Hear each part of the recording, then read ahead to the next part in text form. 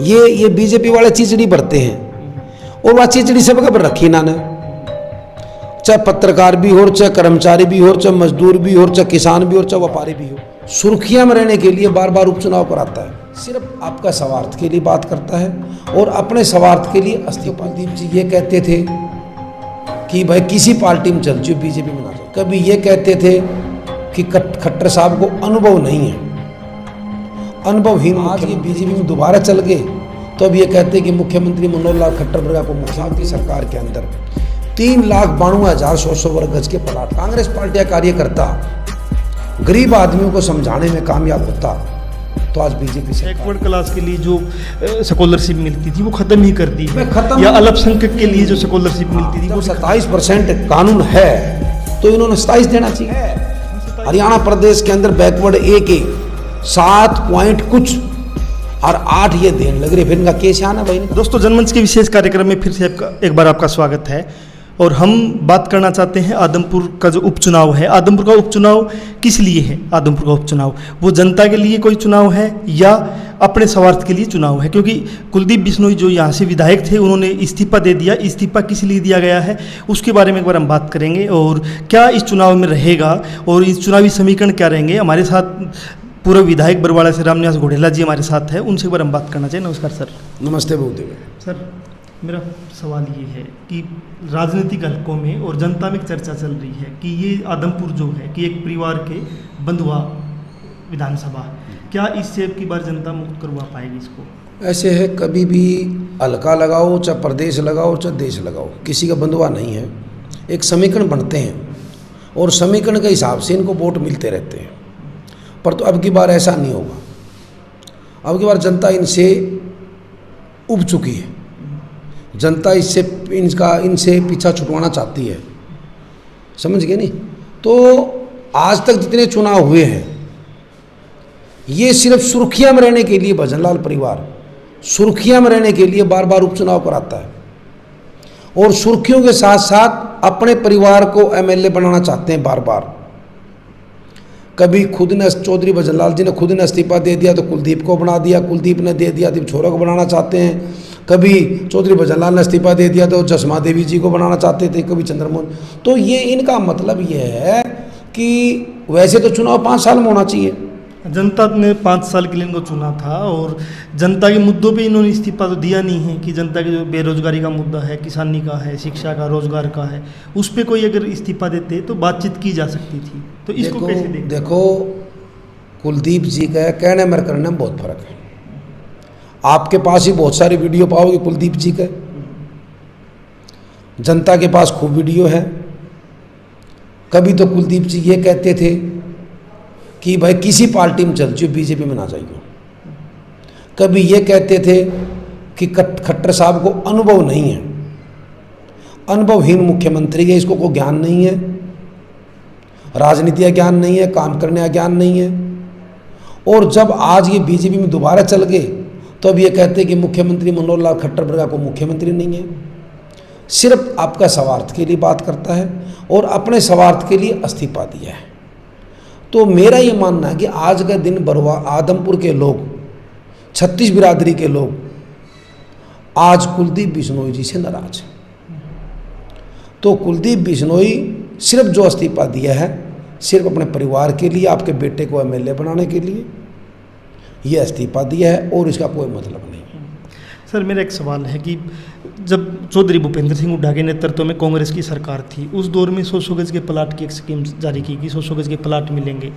अलग अलग जो जातियां हैं, जो कोई कार्य करती, जैसे कुम्हार जाति है वो मिट्टी का काम करती है, उनके लिए ज़मीन अलाट की गई कहीं कहीं, और फिर उसके बाद में मकान बनाने के लिए लोन मिलता था। उसमें और अब में क्या देखते हो कि आप लोग, बीजेपी की सरकार है पिछले दिनों, ये सब चीज़ें लागू नहीं की गई, न 100 गज के प्लाट दिए गए, न लोगों को मकान बनाने के लिए कुछ पैसा मिला, न लैट्रिन बाथरूम के लिए पैसा मिला। लेकिन कांग्रेस ज़मीन पे लड़ाई क्यों नहीं लड़ पा रही है उन चीज़ों को लागू करवाने के लिए जो आपकी सरकार में जारी थी? देखो, कांग्रेस का हर कार्यकर्ता का धर्म बनता है कि 10 साल जब कांग्रेस का राज रहा, आदरणीय हमारे नेता चौधरी भूपेंद्र सिंह जी हुड्डा मुख्यमंत्री रहे, तब अनेक योजनाएं हरियाणा प्रदेश के अंदर लेके आए। चाहे उसमें 100 वर्ग गज के प्लाट की बात है, चाहे हर घर में 200-200 लीटर पानी की टंकी फ्री कनेक्शन की बात है, चाहे पूरे देश के अंदर खाद्य सुरक्षा कानून लेके आए, सबसे पहले हरियाणा प्रदेश है जहाँ पर हुड्डा साहब ने लागू किया, चाहे एससी और बीसी के बच्चों को वजीफा देने की बात है, अनेक काम गरीब आदमियों के हक में हुड्डा साहब ने किए, परंतु हमारे कांग्रेस पार्टी के कार्यकर्ता इस चीज़ को जनता तक नहीं पहुंचा पाए। अगर कांग्रेस पार्टी का कार्यकर्ता गरीब आदमियों को समझाने में कामयाब होता तो आज बीजेपी सरकार नहीं होती। आज 8 साल हो गए बीजेपी की सरकार को, एक काम गिनाए कि मैं पूछना चाहता हूं उदय भाई आपके चैनल के माध्यम से, 8 साल के अंदर हमने हमारे हुड्डा साहब की सरकार के अंदर 3,92,100 वर्ग गज के प्लाट दिए। अगर कोई भाई आपके चैनल के माध्यम से कहे कि 1 इंच ज़मीन भी अगर किसी गरीब को दी है तो। दूसरी बात, हमारे समय में वजीफा दिया गरीब बच्चों को 50 रुपये से लेकर 650 रुपये तक, अगर इन्होंने 1 रुपया बढ़ाया हो, कम कर दिया सर। बैकवर्ड क्लास के लिए जो स्कॉलरशिप मिलती थी वो खत्म ही कर दी है, या अल्पसंख्यक के लिए जो स्कॉलरशिप मिलती थी वो भी खत्म कर दी, खत्म भी कर दी, परंतु ना देने का कारण भी बना दिया इन्होंने। एक तो आय से आय जोड़ दी, इनकम जोड़ दी, चलो जोड़ दी कोई बात नहीं, उसके अलावा जो हुड्डा साहब के समय में स्कूल के अंदर वजीफा मिलता था गरीब आदमियों को, कोई माँ बहन बेचारी गरीब है, विधवा है, वो आपका स्कूल में जाके कोई दिक्कत आ गई, पैसा नहीं आया, दिक्कत आ गई, तो वह स्कूल में क्लर्क के पास जाती थी, हेडमास्टर के पास जाती, मेरा पैसा नहीं आया, तो वो पैसा डला दिया जाता था। अब इन्होंने क्या कर दिया, हेडक्वार्टर कर दिया चंडीगढ़। अब चंडीगढ़ बेचारा ने किसने पता कहाँ शिक्षा विभाग का ऑफिस है, और वो IAS अधिकारी है, क्यों सुनेंगे गरीब की तो वैसे भी नहीं सुनता कोई आदमी भी। तो इन्होंने ना देने का काम किया है। तो वजीफे की बात करें, और जो हमारे समय में 100 गज के प्लाट दिए थे, जहाँ पर प्लाट दे दिए, कॉलोनी कट गई, सड़क बनाने की योजना थी, पानी की योजना थी, हमारी बिजली की योजना थी, अगर कोई भी चीज़ हमारे टाइम में बन गई, एक चीज़ रहेगी तो आज तक रह रही है। और जैसे कि 2 किस्त मिल गई, 1 किस्त नहीं मिली, तो वह भी नहीं मिली आज तक। तो क्या है, हमारे समय में जो काम हुए, जैसे कि हमने बैकवर्ड के सम्मेलन शुरू किए, रैलियां शुरू करी, तो उन रैलियों में हमने यही बताया कि आपने देखना है, हुड्डा साहब का राज देखना है, जनता को हम समझा देते हैं रैली के माध्यम से, सम्मेलन के माध्यम से, वहाँ पर हम बताते हैं कि आप देखो, तुलना करो, हुड्डा साहब का राज की तुलना करो, बिना बदले की भावना। सर, आपने पिछड़ा वर्ग की बातचीत की है, पिछड़ा वर्ग की मतलब बात करें कि एक ऐसा वर्ग जो उपेक्षित रहा है और उसको कुछ रियायतें कुछ दौर में मिली है, जैसे आपकी मैं पहले रैली कवर कर रहा था, उसमें क्रीम लेयर का एक मसला था कि पिछड़ा वर्ग 5 लाख तक का ऐसा कुछ है कि क्रीम लेयर में आ जाएगा, लेकिन EWS की 8 लाख तक की छूट है। इन मुद्दों पर आपने रैली भी की है, लेकिन ज़मीनी तौर पर कांग्रेस के लोग एज ए विपक्ष लड़ क्यों नहीं पा रहे सर? सवाल ये है। देखो, मैं कहता हूँ कि जैसे कि हुड्डा साहब बार बार बताते हैं अखबार के माध्यम से और आपके चैनलों के माध्यम से, दीपेंद्र भाई भी बहुत कोशिश कर रहे हैं और मैं भी बहुत कोशिश कर रहा हूँ। देखो, असर हुआ सरकार का, जैसे हमने फतेहाबाद रैली करी, कई हजारों की संख्या में वहाँ पर इकट्ठे हुए और उसका बड़ा तगड़ा प्रचार आज भी है। तो जब हमने रैली करी तो उसका असर हुआ, सरकार ने बैकवर्ड का वो कराया, बैकवर्ड कल्याण निगम का वो कर दिया, हाँ, गठन कर दिया। वो अलग बात है कि उसका सर्वे कितना हो पाया, नहीं हो पाया, लेकिन ये तो आनंद फानंद में कर दिया, सिर्फ वोट लेने के लिए आनंद फानंद में कराया, कुछ नहीं मिलना। तो वो हो गया, गठन हो गया।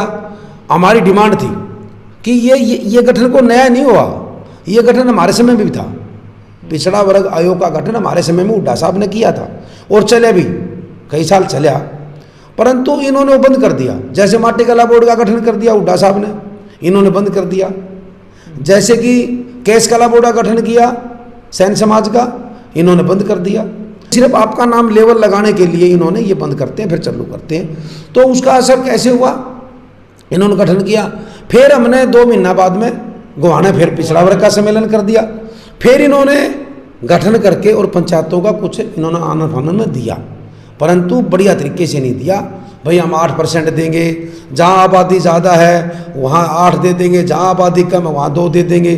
भाई एक बताओ, जब 27% कानून है तो इन्होंने 27 देना चाहिए, हाँ 27 देना चाहिए, इन्होंने तो 8 दे दिया। आपके 27 में से 27 में से आपके भाई अखबार वाले, आपके भाई चैनल वाले, इन्होंने सर्वे करके बताया कि 7 पॉइंट कुछ % तो आज सरपंच है हरियाणा प्रदेश के अंदर बैकवर्ड ए के 7 पॉइंट कुछ, और 8 ये देने लग रहे। फिर इनका केस आना भाई इनका नहीं, 27 का ख़त्म करके 8 दे दिया एक बार। बाकी जो बैकवर्ड क्लासेज है जिसमें यादव है, सैनी है, गुज्जर है, उनको तो नहीं मिला। BCA के नाम पे एक तो उनमें दरार पैदा कर दी गई, मुझे ऐसा लग रहा है। कोई दरार पैदा नहीं होने देंगे, बिल्कुल नहीं। सरकार की मनसा, नहीं सरकार की मनसा कुछ भी, हमारी मनसा, हम सब भाई है क्षत्रिय बिरादरी के। हमने कॉन्फ्रेंस करी यादव धर्मशाला के अंदर, मैंने कॉन्फ्रेंस करी। मैंने कहा भाई देखो हमारा जो 27% का हक है, हुड्डा साहब कहने लग रहे हैं, एक कांग्रेस पार्टी के विपक्ष के नेता होने के नाते हुड्डा साहब क्षत्रिय बिरादरी के नेता, उन्होंने स्पेशल कॉन्फ्रेंस करी कि बैकवर्ड को अपना हक मिलना चाहिए। भाई जब 16-11 है तो 16-11 दो, एक बैकवर्ड का। तो हमने कहा है सभी से 8 की जगह 11 हो जाएगा और उनको 16 मिल जाएगा। 8 की जगह 16 हो जाएगा। हाँ 8 की जगह 16, 8 की जगह 16, 11 और मिलेगा। भाई एक बताओ आप, हमारे बैकवर्ड बी के भाई हैं, जिस गांव में आबादी कम है, एक ये लगा लेते हैं भाई दक्षिण हरियाणा है, वहाँ तो बनते ही हैं यादव। बाकी हरियाणा में तो कमी, बाकी हरियाणा में भी बहुत भाई रहते हैं, वे फिर कभी बनेंगे कोई सरपंच मेंबर नहीं बनेंगे, जिला परिषद के मेंबर नहीं बनेंगे। तो पूरा सबको अपना हक मिलना चाहिए। अगर दे सरकार तो सबके नीयत बिल्कुल साफ होनी चाहिए। सर आदमपुर का चुनाव है, अभी उपचुनाव होना है। आदमपुर के उपचुनाव में कांग्रेस किन मुद्दों को लेके जाएगी चुनाव में? कांग्रेस के पास बहुत सारे मुद्दे हैं। सबसे पहले हम किसान की तरफ चलेंगे। किसानों का बीजेपी ने बहुत नुकसान किया है, एक नए कानून थोपने का काम किया है, और ऐसे कानून जो किसानों को नहीं चाहिए थे। और 13 महीने किसान दिल्ली बॉर्डरों में बैठे रहे, जब जाके सरकार झुकी, अब तक उसको सही भी नहीं कर पाई। अब भी मुआवजे के लिए बैठे 750 किसान शहीद हो गए। जबकि मुआवजे की बात आए, झूठ पर झूठ। आदमपुर आज भी किसान बैठे हैं। एक तो किसानों का बहुत सारा मुद्दा है, किसानों के साथ बैकवर्ड का बहुत बड़ा मुद्दा है। बैकवर्ड के मुद्दे मैंने आपको बता दिए। इन्होंने बैकवर्ड के लिए कुछ नहीं किया। जैसे कि हमारे समय में हुड्डा साहब ने क्लास 1-2 के अंदर, जैसे कि अपने को पहले 10% मिलता था क्लास 1-2 के अंदर, ए और बी को, हुड्डा साहब ने यानी कि वो 15 किया, 5 बढ़ाया। इन्होंने आज 8 साल के अंदर एक भी नहीं बढ़ाया। 10 बैकवर्ड ए को दिया, 5 बैकवर्ड बी को दिया हुड्डा साहब ने। तो बहुत सारे मुद्दे हैं। चाहे खाद्य सुरक्षा कानून की बात हो, हमारे समय में ये था खाद्य सुरक्षा कानून, आपको बताना चाहते हैं 80% लोगों का मालिक खाने का राशन मिलना था, 80% लोगों को। अब मेरे पास बहुत सारे लोगों के फ़ोन आते हैं कि भाई मेरा कार्ड काट दिया, मेरा फलाना कर दिया। आज तो ऐसी नौबत आ रही कि नीला कार्ड भी नहीं बन रहा, कार्ड ही बंद है, कार्ड नहीं बन रहे, बंद हो रहे, कई साल से बंद हो रहे। सर मेरा एक सवाल ये है कि आदमपुर का भी चुनाव है, हम रोज़ाना देखते हैं कि भी आदमपुर के मिड डे मील के वर्कर, कभी आशा वर्ग के वर्कर, कल विकलांगों ने यहाँ प्रदर्शन किया था बहुत बड़ा, 30,000 विकलांगों की पेंशन काट दी गई है। ऐसे बहुत बुजुर्ग रोज़ाना आते हैं जिनको हम कवर करते हैं, उनको मृत घोषित कर दिया। तो क्या इन सभी मुद्दों को, और जो ये लोग हैं, जनता भी विपक्ष है, उनको आप इकट्ठा कर पाओगे बीजेपी के खिलाफ? देखो आपको बताऊं पेंशन की बात, मैं डाबड़ा गांव में गया था। डाबड़ा गांव में गया, 100% हैंडीकैप्ड है एक आदमी, सुरजीत नागल का लड़का, वो 100% हैंडीकैप्ड है, उसके बच्चे 100% हैंडीकैप्ड है। उनकी माँ की पेंशन काट दी गई। भाई जिसका घरवाला 100% हैंडीकैप्ड होता है उसकी पेंशन होती है, पुरानी मिलती आने लग रही है, उसके बच्चे हैंडीकैप्ड है, बाकी उनको तो सबको पेंशन मिल रही है, उनकी माँ की पेंशन काट दी। मैंने कई बार कहा, और मैंने अभी भी 10 दिन पहले फ़ोन किया तो जो अधिकारी था DWO, उन्होंने कहा कि 100% बन जाएगी। इस तरह और घने उदाहरण है, क्या पता, हजारों लोग हैं सर, हजारों लोग हैं। सर इस चुनाव में आप अपनी भूमिका क्या देखते हैं? अगर कांग्रेस पार्टी एज ए इस बात पे कि एक बहुत बड़ा हिस्सा है जो उपेक्षित समाज का है, और उस उपेक्षित समाज जिसको पिछड़ा वर्ग बोलते हैं, ऐसी कम्युनिटी बोलते हैं, उनका कहीं ना कहीं आप चेहरा उभर के आ रहे हो हरियाणा के अंदर, जो हम देख रहे हैं। तो अगर कांग्रेस पार्टी आप पे विश्वास करती है तो आप कितना विश्वास मतलब रख पाओगे इस चुनाव में? देखो बात चुनाव की है, मैं आपके चैनल के माध्यम से बता देना चाहता हूँ। आदरणीय हमारे नेता चौधरी भूपेंद्र सिंह जी हुड्डा और हमारे पार्टी के अध्यक्ष चौधरी उदय भान जी बहुत सुलझे हुए नेता हैं और बड़ा सोच समझ के ये फैसला लेंगे। मैं तो आपको एक चैनल के माध्यम से पब्लिक को बताना चाहता हूँ, आज जो चौधरी भजनलाल जी परिवार को इतने साल हो गए वोट देते हुए SC BC ने, आज वो 100% नाराज है, इनसे पेंडा छुटाना चाहता है। चौधरी भूपेंद्र सिंह जी हुड्डा और हमारे पार्टी के अध्यक्ष एक बढ़िया सोच समझ के, अगर कोई बढ़िया चेहरा आदमपुर हल्के का या चाहे कोई और भी हो, उसको लेके आते हैं, जिसका नाम से देखो वोट दो तरीके से मिलेगी। मैं कहना चाहता हूँ आपके चैनल को, एक तो हुड्डा साहब का नाम, कांग्रेस पार्टी का तो देखो टिकट ही होगी, हुड्डा साहब का नाम और कैंडिडेट का चेहरा, अगर दोनों फिट अगर पब्लिक के बैठते हैं तो कुलदीप की हार निश्चित है। मैं बताना चाहता हूँ, कुलदीप नहीं जीत पाएगा, कुलदीप आगे भी नहीं आएगा, बिल्कुल बता दिया। कुलदीप से लोग तंग है, जात पात पर जीते आज तक जीते आए हो, परंतु आज हर आदमी हर वर्ग छत्तीस बिरादरी इससे नाराज है। और मैं ये सोचता हूँ कि देखो हुड्डा साहब बड़े सुलझे हुए रहता है, एक बढ़िया कैंडिडेट अब की बार यहाँ पर लेके आने लग रहे हैं, वह देखो आपको 2-4 दिन में पता ही लग जाएगा, जो भी चुनाव लड़ेगा बढ़िया होगा। जो सर विपक्ष को इकट्ठा कर पाओगे जिस प्रकार से बीजेपी केंद्र में भी हरियाणा में भी है, और वो जो हमले कर रही है पत्रकारों पे, बुद्धिजीवियों पे या कलाकारों पे या राजनीतिक लोगों को जेल में डाला हुआ है, उसको रोकने के लिए आज कांग्रेस भारत जोड़ो यात्रा चलाई हुई है, उसका आदमपुर में की क्या आप विपक्ष में जनता भी विपक्ष है, जो जनता सड़कों पे है, और विपक्ष में पार्टियां भी है क्या, और जन संगठन भी है, चाहे वो मजदूर संगठन है, किसान है, छात्र है, क्या उनको आप इकट्ठा कर पाओगे इस आंदोलन, इस चुनाव में? इकट्ठा करने की बात नहीं है, इकट्ठे जब किसी का तकलीफ होती है नी, ये बीजेपी वाले चिचड़ी भरते हैं, और वह चिचड़ी सबके पर रखी इन्होंने, चाहे पत्रकार भी हो, चाहे कर्मचारी भी हो, चाहे मजदूर भी हो, चाहे किसान भी हो, चाहे व्यापारी भी हो। पीछे आदमपुर व्यापारियों का वहाँ पर बरवाड़ा धरना था, पूरे देश के अंदर धरना, पूरे प्रदेश में धरना था, हर वर्ग के इन्होंने चिचड़ी भर रखी है। और जिसका तकलीफ है नहीं, तकलीफ होगी सारे इकट्ठे हो गए।